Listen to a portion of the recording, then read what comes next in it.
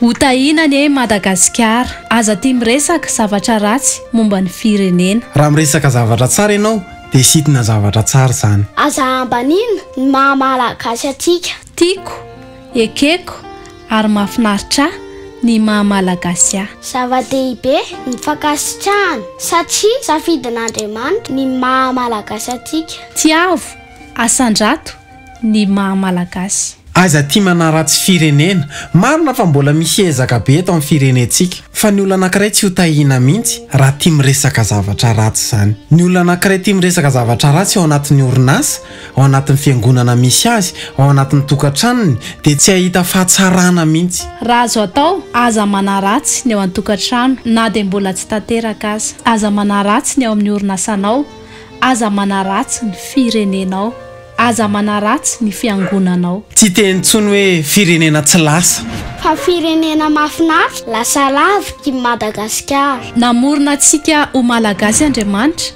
dia nametraka antsika eto Madagasikara. Zava-dehibe ny fankasitrahana fa safidin'Andriamanitra ny mahamalagasy atsika. Aiza mbanina mandrakizay ny mahamalagasy atsika. Manana fijery tsara momba ny firenentsika, momba ny Madagasikara. Hotahinany Madagasikara. Hotahinany Madagasikara.